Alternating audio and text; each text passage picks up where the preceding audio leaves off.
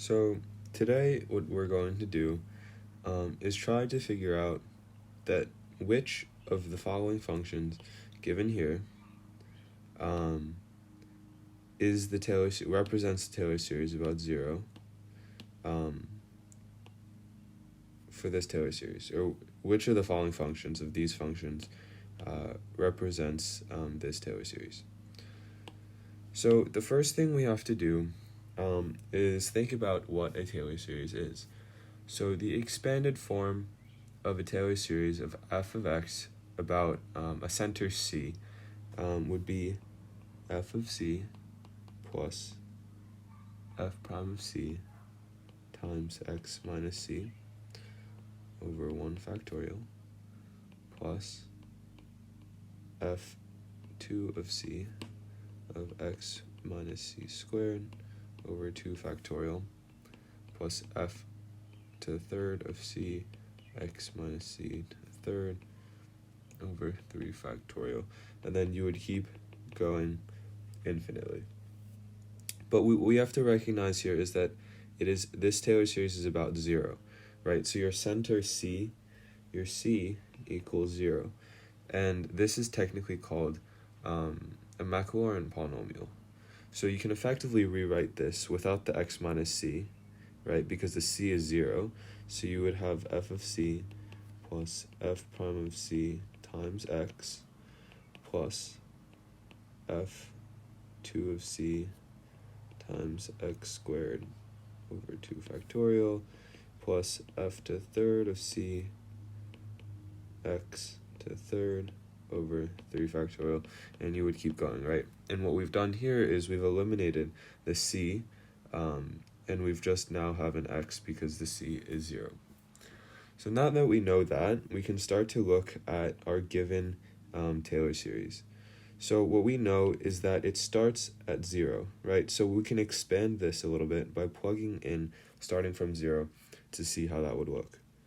So if we bring it down here, we would see that if you plug in 0, first you would get the number 1, and then as n equals 1, we would get minus x, and as n equals 2, we'd get plus x squared over 2, and then as you keep going, you would get minus x cubed over 3 factorial, this would be factorial 2, and then plus x to the 4 over 4 factorial, and as we know, it keeps going until infinity, because that's what it says here.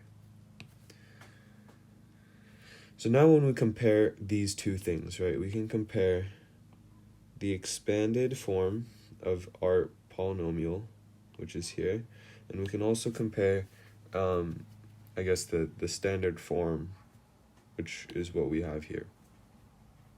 So when we compare the two things, we want to see, how they would be the same.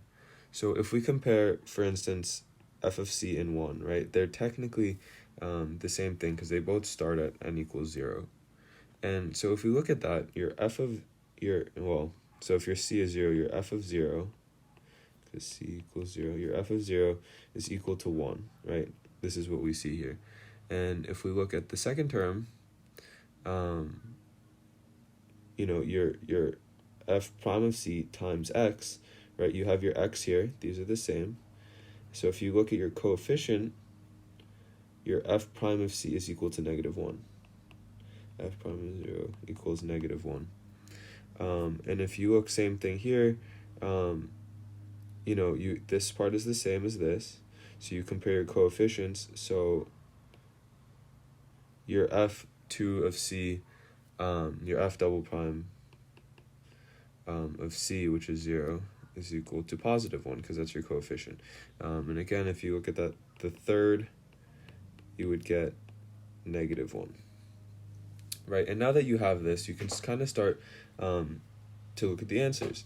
And you can kind of do this just by process of elimination and a little bit of thinking.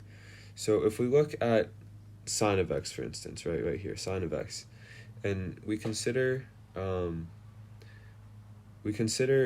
what would happen if you plugged 0 into it, right? So we know that f of 0 equals 1. So if you do sine of 0, this would equal 0. So this clearly is not your answer. Now, if you consider cos of x, cos of 0 is 1. So this does work. But when you take the first derivative of cos x, you would get negative sine x. And negative sine of 0 is equal to 0. So this too, cos x2, does not work because if you look at the second derivative, it should equal negative 1, not 0. So we could consider a few other ones. Let's look at e, for instance, right? ln 1 plus x. So we plug in our first, or our 0th derivative.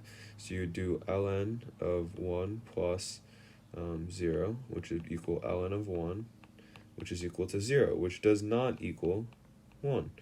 So this too is not the answer. And we're left with two, c and d. So e to the x and e to the negative x. So if you consider e to the x, and you plug in 0, right? Because for the first one, you plug in 0, so e to 0 equals 1. That's correct. But if you take the derivative of e to the x, you would get e to the x again. So you plug in 0 again, and you get 1 again. So no, this isn't the answer. So by process of elimination, we've come to the conclusion that D is our answer. And we can also prove this as well. So for